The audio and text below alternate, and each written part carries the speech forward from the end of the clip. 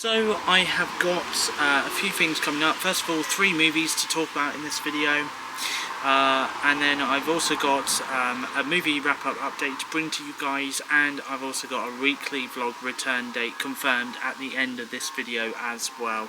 So I'm just going to keep this video as short and sweet as possible, so without further ado, let's roll those titles and find out what movie I'm watching. I'm reviewing first this week.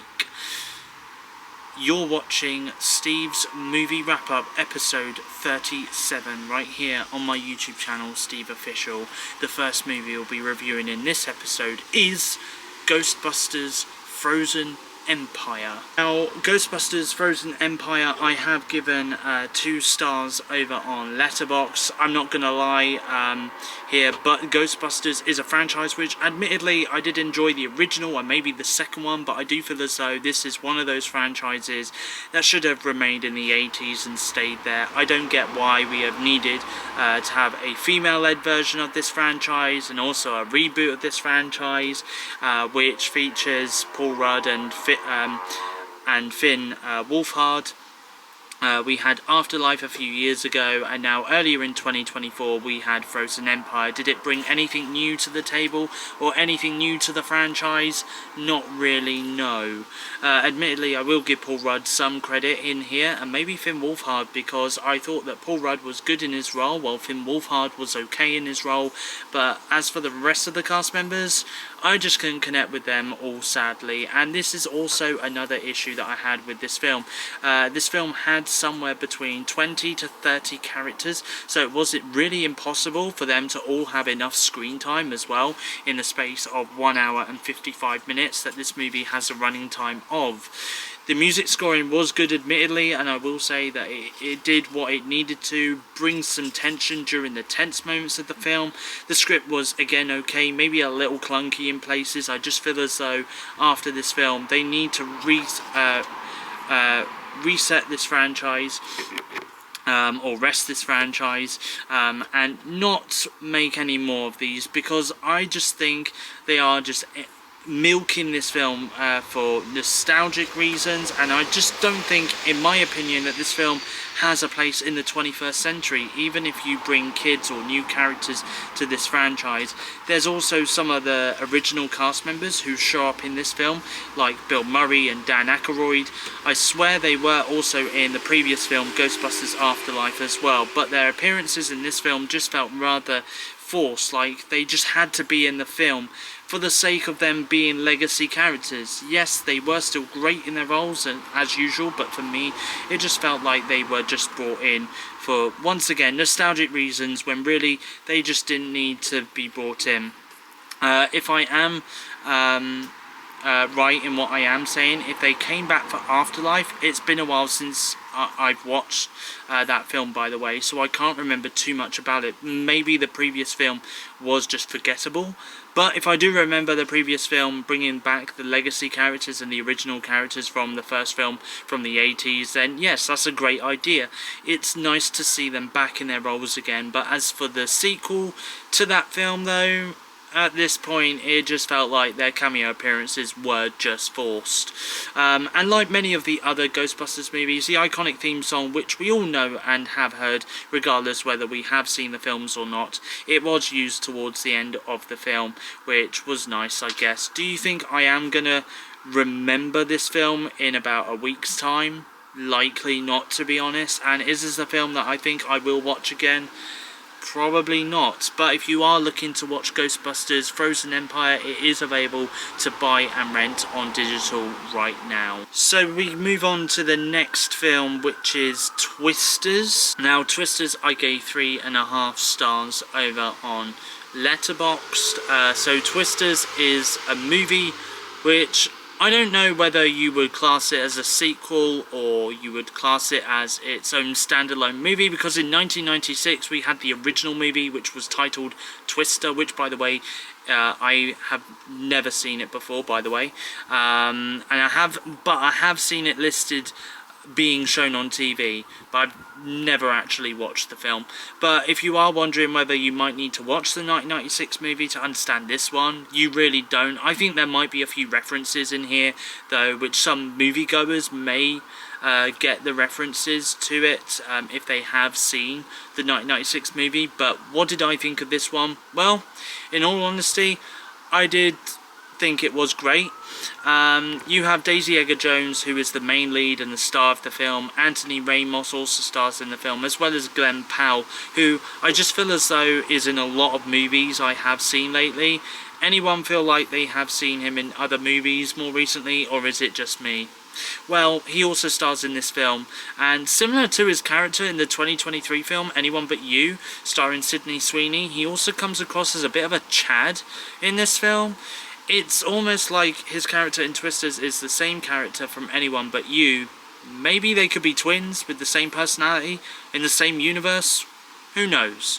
But it's actually really funny because before seeing this movie, I did a post on Facebook telling my friends that I was watching this movie, and I put this quote saying, will this movie blow me away or will it be a disaster? There's only one way to find out. But did this film blow me away? Not completely. And was this film a disaster? Well, it was a disaster movie, but not a disaster as in the movie was bad or it sucked. I mean, after all, I have given the film 3.5 stars anyways. I did like Daisy Edgar-Jones as the character of Kate, and we do see at the beginning of the film that she faces a lot of trauma because of a tornado that her and her friends are following, but sadly not everyone makes it out alive. We do see that 5 years later she decides to move to New York City, which is actually rather funny because the film I saw before Twisters was Ghostbusters Frozen Empire at Home, and it was set in New York City where the city became frozen. And in this film there's a character in here who says that nothing bad happens in New York City. But what I also loved about Edgar-Jones' character is that the dynamic and chemistry she had, not just with Anthony Ramos' character, but also Glenn Powell's character as well. It was just so nice to see. The tornadoes in this film looked pretty good, and it did at times feel quite cinematic. I won't lie, I did watch this on the biggest screen possible at my cinema, and it was a lot more enjoyable seeing it on the largest screen possible. I tell you what, I would recommend though, if you have a 4DX screening in your local theatre or cinema, watch this film in that screening. You'll have a lot of wind blowing in your face. It will almost feel like you're there in the scene with the characters. I think the film does work really well, and I did enjoy it. Will it be a film that I will watch again? I think so. I might consider purchasing it to buy and keep on digital when it comes out. And also, while I am there, I might see if at some point I can sit down and watch the original 1996 movie. So expect me to review that film at some point in the future. Would I recommend people to go and see it? Definitely. And I do believe that after seeing this film, after seeing this film after opening weekend, I think the film has done rather well so far at the box office, which is also great news. The cinema that I went to see this film in, the screening was rather moderately packed out, and this was early on a Monday afternoon. But Twisters is now currently showing in cinemas and theatres worldwide. And the last film I've seen this week is Fly Me to the Moon. And Fly Me to the Moon I gave three stars over on Letterboxd. So it has taken me a while to get in and around seeing this film in cinemas, but luckily I have now seen Fly Me to the Moon, which, by the way, similar to other previous films made by Apple such as Killers of the Flower Moon and Argyle, Fly Me to the Moon has had a short theatrical run and will soon be available to stream on Apple's streaming service, Apple TV+.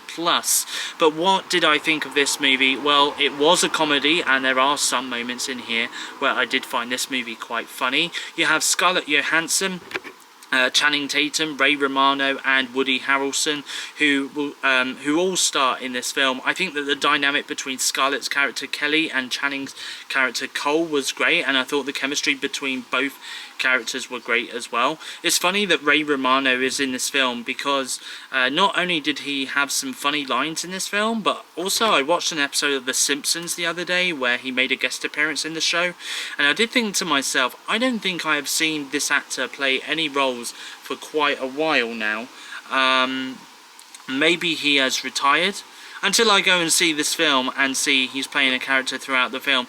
The movie is directed by Greg Berlanti, who I don't think I have seen direct any other movies before, and the film does have a running time of 2 hours and 12 minutes. The movie is about movies about space normally aren't my go-to movies. I think the last space movie I actually watched in cinemas was The First Man, starring Ryan Gosling, and not gonna lie, I was kind of bored watching that film, and it did drag on for ages, but Gosling was great in that film. But as for Fly Me to the Moon though, it did keep me engaged for most of the time. The characters work well, there is some nice cinematography in here that film lovers will appreciate as well, and I think for a film that is set in the 60s, I think the film does work rather well. There is a lot of 60s music that is used throughout the film, as you can imagine too. Fly Me to the Moon is now showing currently in cinemas and theatres worldwide, and will soon be coming to the streaming service Apple TV+. I should also point out that the film will also be available to buy and keep on digital, and also to rent at some point in the near future, like other previous titles released in cinemas by Apple, such as the movie examples I used at the beginning of this review, like Killers of the Flower Moon and Argyle. Both of those movies are available to buy and rent.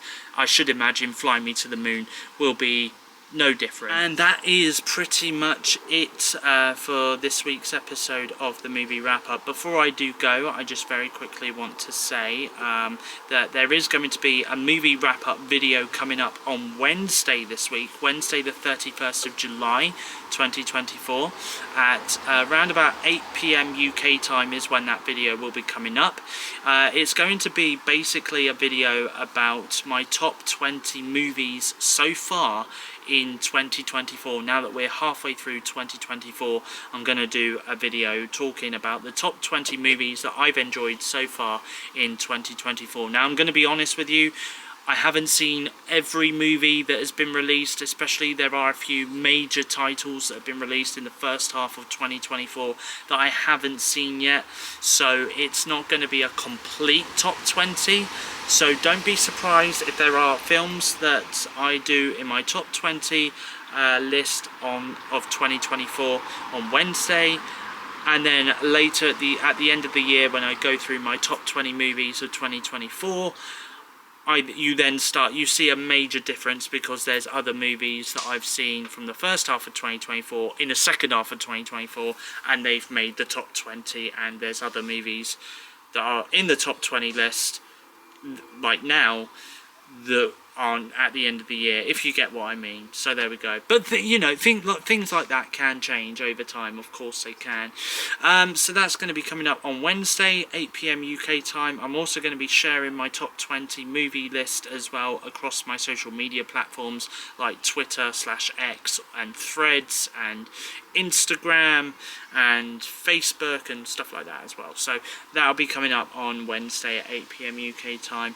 And as for the weekly vlogs as well, loads of people have been asking when the weekly vlogs will be back. I can confirm that the weekly vlogs will be back on Monday the 19th of August 2024. I have been filming a bit of footage here and there of things that I've been up to and stuff, and I'm going to continue doing that as well.